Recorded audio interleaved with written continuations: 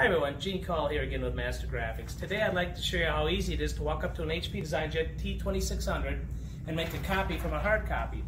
So as you're approaching the T2600, you'll see that the screen is set in the home menu, and there are four icons: print, scan, copy, and job queue. In this case I'm going to select the copy icon, and there's a few settings here. Is it a grayscale line drawing, is it a color line drawing, or is it an image? So I'm going to select image.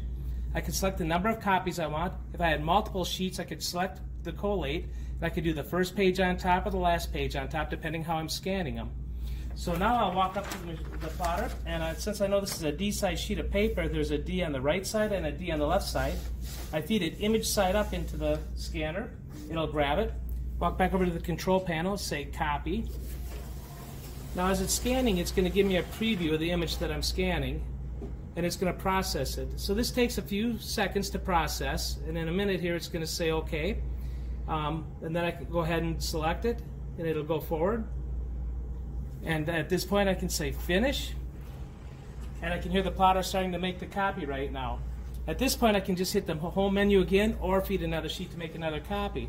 And within a few minutes you'll have a copy of the image that you just put in. If you have any questions, please feel free to give us a call here at MasterGraphics at 1-800-873-7238. Thanks, and have a great day.